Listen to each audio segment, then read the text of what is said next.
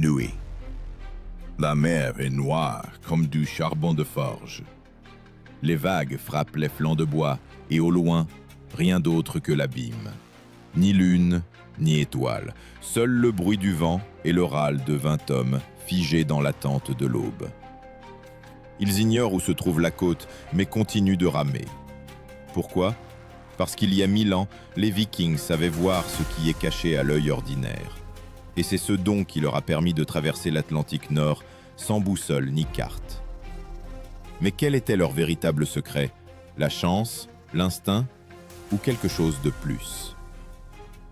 La réponse se trouve plus profondément qu'il n'y paraît.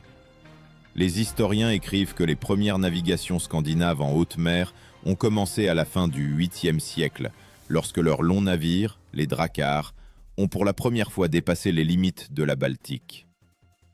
Selon les sources, ils ont atteint les côtes de la Grande-Bretagne, puis de l'Islande, du Groenland et même de l'Amérique, bien avant Colomb.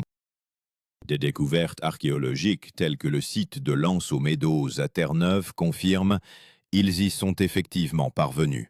Les longs navires mentionnés par les chroniqueurs étaient appelés dracars, du mot dragon. La proue du navire se terminait par l'image sculptée d'une bête, comme prête à déchirer la tempête. Pour les Vikings, ce n'était pas un simple ornement, c'était un symbole de protection et de force. Imagine comment, dans le brouillard gris du Nord, apparaît la silhouette d'une telle bête, un dragon de bois, transportant ses guerriers silencieux sur les eaux froides. Mais comment ces navigateurs osaient-ils entreprendre des voyages à travers l'océan où même les oiseaux perdaient leur direction ? Car ils n'avaient pas de boussole magnétique, elle n'apparaîtrait en Europe que plusieurs siècles plus tard. Ils se fiaient à 3 instruments secrets, la lumière, l'ombre et la mémoire. Chacun d'eux pouvait être un salut ou une perdition. Et ce sont eux qui transformaient l'océan illimité en une carte lisible. Le chemin vers cet art commençait bien avant le départ. On apprenait aux jeunes marins à voir non pas simplement la mer, mais les signes cachés dans son souffle.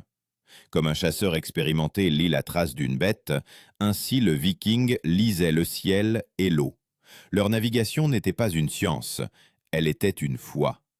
Une foi en ce que la nature parle à l'homme, s'il sait écouter.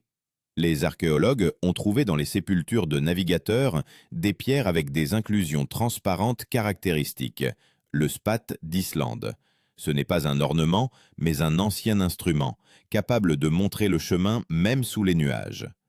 Nous en parlerons plus tard. En attendant, imagine la mer du Nord à l'aube du 9e siècle. Le froid mord la peau, les doigts se crispent à cause du sel, mais dans la poitrine, un feu ardent. Le feu de ceux qui vont là où personne n'est encore allé. Parce que pour les Vikings, la mer n'est pas une menace, c'est un défi. Et seul celui qui l'accepte pourra se nommer un véritable guerrier. Car comme l'écrivaient les anciennes sagas, celui qui ne voit pas la côte se voit lui-même. Et c'est précisément de là que commence l'histoire de leur grande traversée. Un chemin où chaque aube décide du destin de tout l'équipage. Avant de quitter leur fjord natal, les Vikings devaient apprendre à voir le monde non pas avec les yeux, mais avec les sensations. Quand la mer cachait l'horizon et que le ciel se fondait avec l'eau, seul survivait celui qui faisait confiance aux signes. Chaque expédition commençait par l'observation du soleil et des vents. Les anciens, aux cheveux gris, au visage creusé par le sel, enseignaient aux jeunes guerriers comment lire le ciel. Ils ne se contentaient pas de mémoriser les points cardinaux, ils ressentaient le souffle du soleil. Les sources anciennes mentionnent que les Vikings utilisaient un instrument particulier, que les historiens nommeraient plus tard la pierre solaire. C'était le spat d'Islande, un cristal de calcite trouvé dans plusieurs sépultures des 9e, 10e siècles. Sa force résidait dans sa capacité à réfracter les rayons du soleil même à travers les nuages. Quand le soleil était caché, le marin tournait le cristal jusqu'à voir une double luminescence. L'une d'elles indiquait la véritable position de l'astre.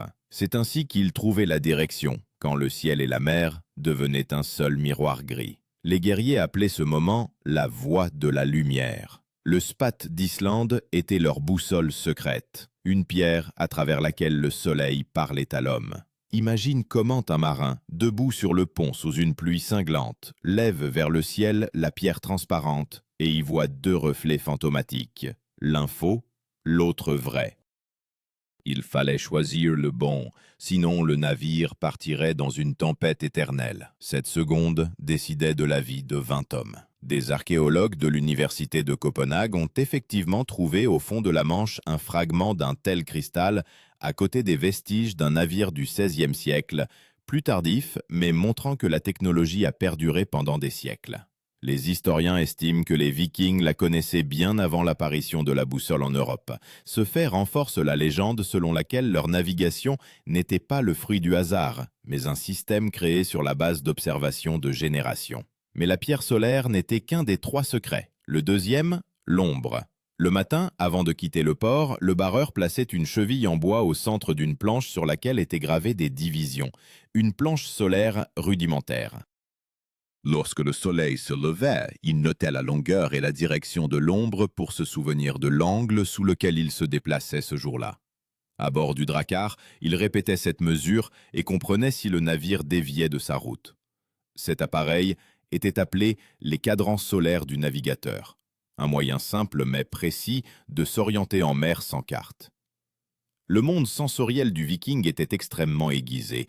Il déterminait la distance jusqu'à la côte d'après la couleur de l'eau. Plus la nuance était sombre, plus la mer était profonde. Il savait que l'odeur de la vase humide signifiait la proximité du Nil et que les nuées de mouettes ne tournaient qu'où il y avait de la terre. Pour lui, le ciel était une page sur laquelle les dieux écrivaient des indices. Ce n'était pas de la religion, mais de l'expérience. La survie exigeait de lire la nature comme un livre. La ration des marines était simple et calculée pour de longs mois. Poissons séchés, galettes d'avoine, bière aigre qui ne se gâtait pas en chemin. Une personne ne mangeait pas plus d'un demi-kilogramme de nourriture par jour. L'eau était remplacée par de l'hydromel. Il tuait les microbes et donnait de la force. Chaque kilogramme de poids superflu pouvait coûter la vie, c'est pourquoi tout ce qui n'était pas vital était laissé à terre. Même les armes étaient limitées, seulement une épée, un bouclier et un couteau. Le reste, pour le combat de l'esprit et non de l'acier. Avant le départ, le navire subissait un rituel de dédicace à la mer. Une torche était allumée à la proue et une goutte de sang d'un taureau sacrificiel était jetée à l'eau, un ancien symbole d'alliance avec l'océan. Non par superstition, mais pour une assurance intérieure. La mer acceptera ou rejettera. Chaque Viking comprenait que l'océan n'était pas un ennemi, mais une épreuve. Qui a peur est déjà mort. Et voici l'aube. Le froid coupe le souffle, le silence règne à bord. Le barreur lève la main et les rameurs commencent à sortir lentement le Drakkar du fjord. Devant, un chemin de milliers de kilomètres, vers l'Islande, puis vers la terre où le soleil se couche derrière l'océan. Ils ne savent pas où elle se trouve, mais croient pouvoir la trouver, car ils sentent la direction non pas avec des instruments, mais avec leur peau. Là où nous cherchons une carte, ils voient le motif du vent. De la côte ne reste que les cris des mouettes et une trace dans l'écume. Tout le reste, brouillard et inconnu. Mais c'est précisément dans cet inconnu que naquit la grandeur des navigateurs du Nord, car chaque coup de rame les rapprochait non seulement d'une nouvelle terre, mais aussi d'un mystère que personne ne pouvait expliquer avec des mots. Lorsque les rames du Drakkar entrèrent dans l'eau glacée, le silence fut rompu par un long grincement de bois, un son qui faisait frissonner les marins. C'était le moment où la terre cessait d'exister. À partir de cet instant, tout dépendait du vent, de la force des bras et de la connaissance des signes célestes. Aucune côte n'était visible, mais le barreur savait. Si le soleil se levait à gauche, alors le cap était bon. Si les rayons ne se reflétaient pas comme le matin, la mort était déjà proche. Les Vikings appelaient le navigateur principal le styrimadr, celui qui tient le cap. Il se tenait à la barre, scrutant l'horizon où la brume blanchâtre cachait le soleil. Cet homme devait posséder une intuition particulière, la capacité de sentir la direction d'après le mouvement des vagues. Chaque vague avait son propre rythme, et le styrimadr savait comment le vent de l'Atlantique brisait leurs motifs. Même les yeux fermés, il pouvait dire où le navire se dirigeait. C'était un don qu'on ne pouvait apprendre, seulement vivre. La première épreuve survenait le 3e jour.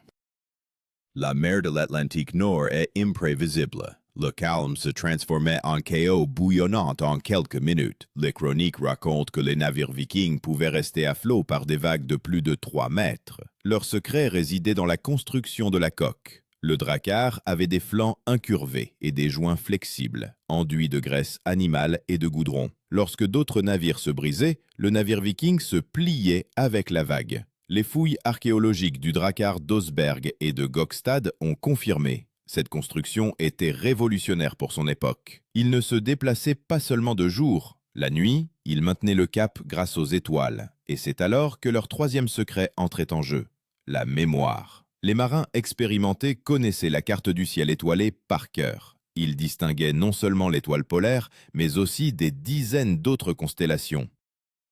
Pour eux, la petite ours n'était pas un simple dessin, c'était le chemin du retour. Le ciel leur servait de seule carte, et chaque aube, une vérification pour s'assurer qu'ils ne s'étaient pas trompés de chemin. Les historiens notent que les sagas scandinaves mentionnent souvent les lumières nocturnes, des étoiles d'après lesquelles les navigateurs déterminaient la latitude. Il s'agissait peut-être d'une forme précoce de navigation astronomique, apparue bien avant l'invention du sextant.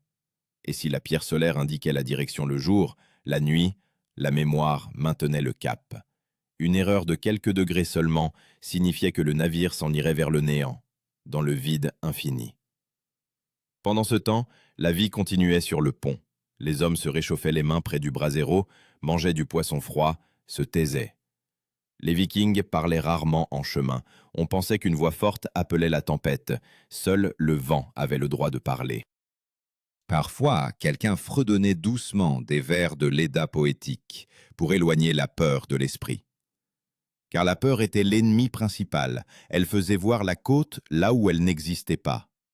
Vers le soir du 4e jour, le ciel se couvrit de nuages bas et le soleil disparut.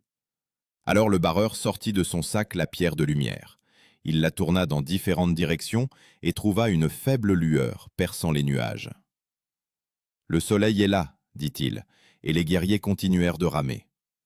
Les archéologues pensent que c'est ainsi qu'a eu lieu la première utilisation de la pierre solaire en mer, non comme de la magie, mais comme un instrument précis, exigeant expérience et confiance en sa propre intuition.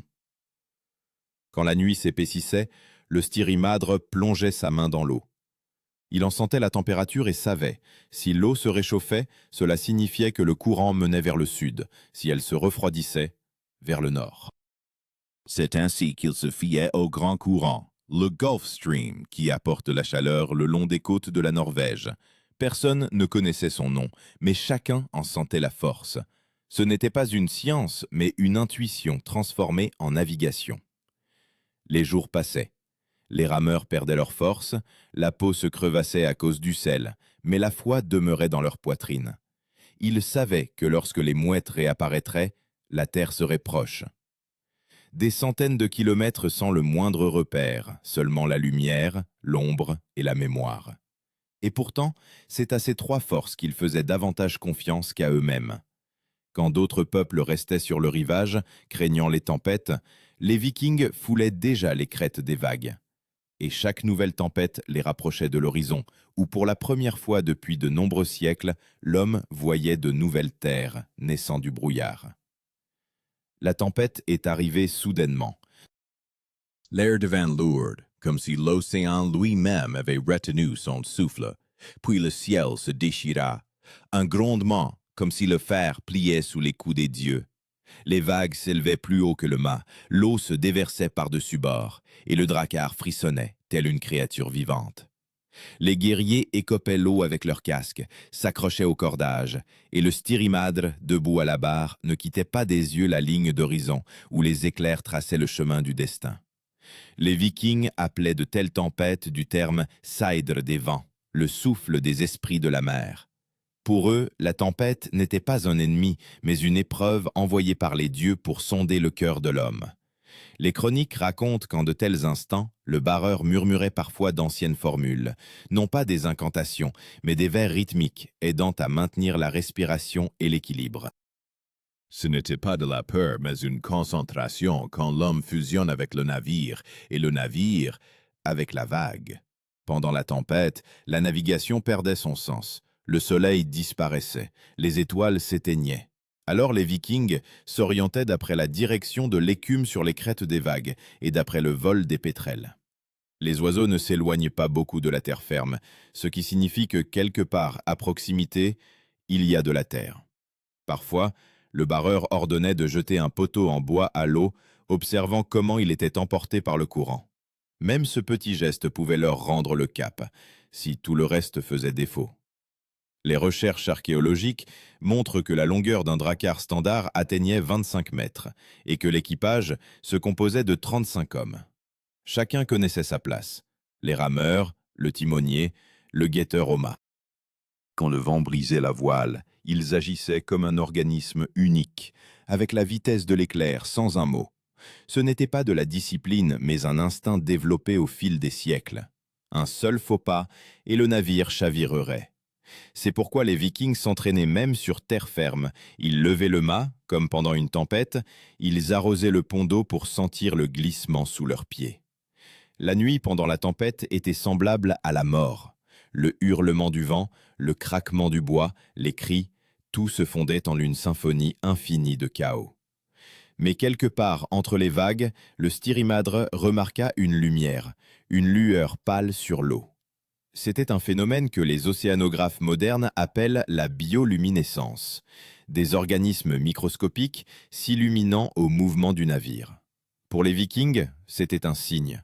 Ils croyaient que les dieux leur envoyaient les feux de la mer pour leur montrer le chemin. Et en effet, à l'aube, les nuages se dispersèrent, et à travers la brume apparut un nouvel horizon. Le soleil se leva à l'arrière, ce qui signifiait qu'il s'était trop déplacé vers le sud. Alors le barreur sortit la pierre solaire et la tourna vers le ciel. Un rayon de lumière traversa le cristal et se posa sur le pont. L'angle du reflet lui indiqua, le cap devait être changé vers le nord-ouest. Un seul mouvement de barre, et toute la flopille vira, retournant à la trajectoire souhaitée.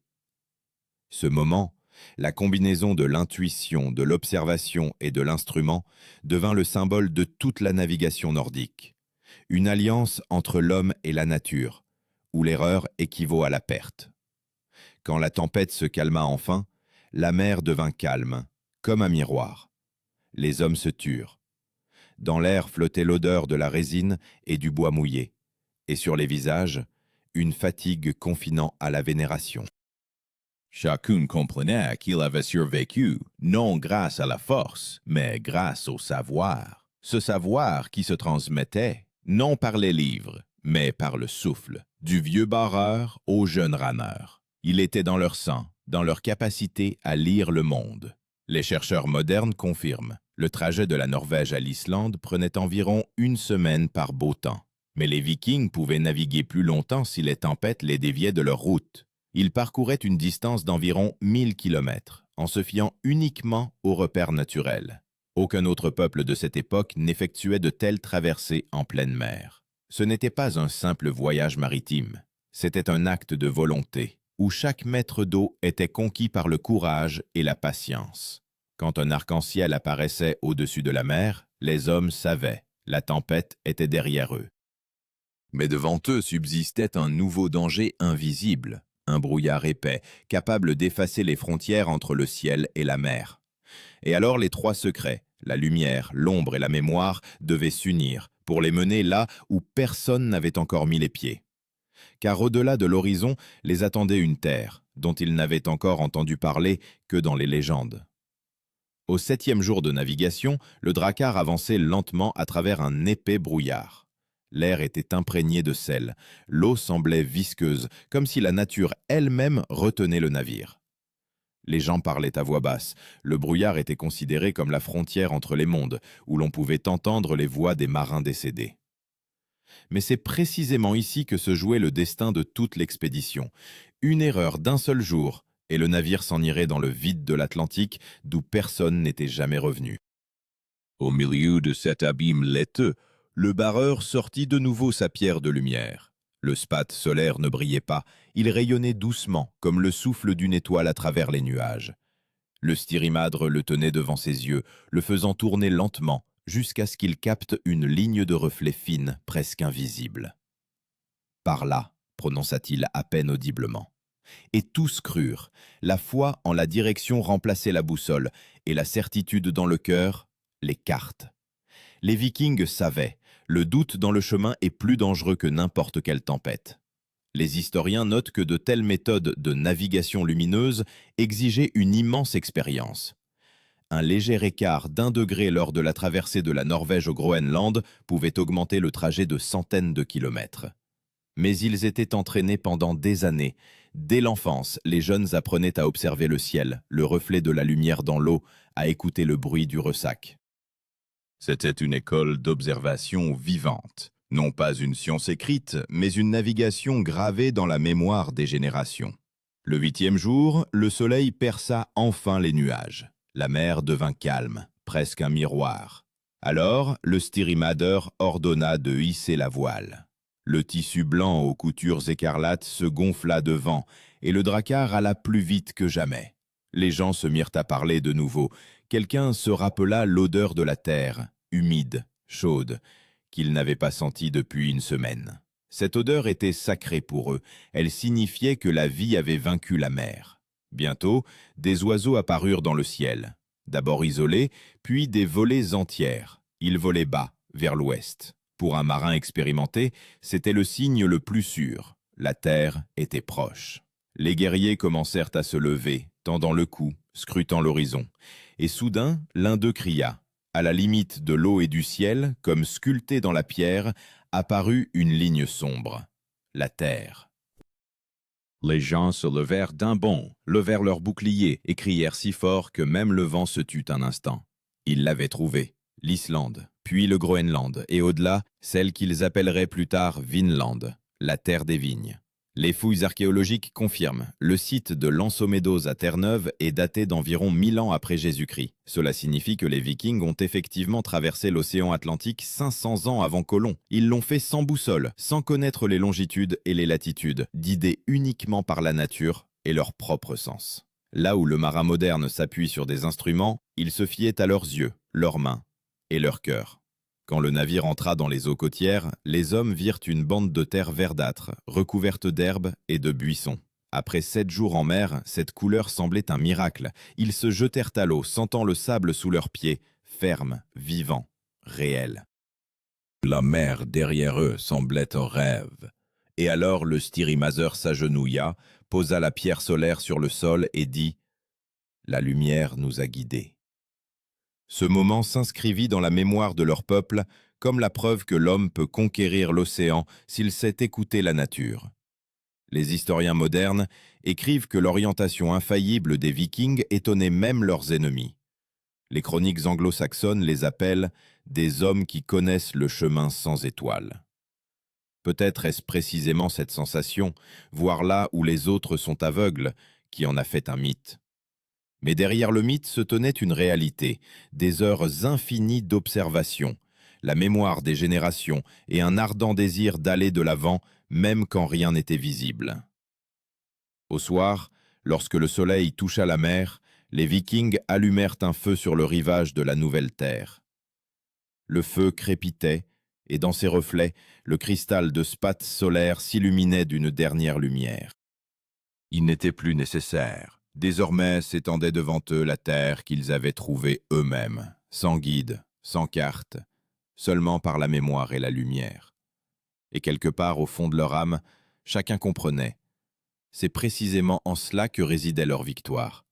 Ils avaient prouvé que la navigation n'est pas un instrument, mais la force de l'esprit humain, capable de lire la nature elle-même.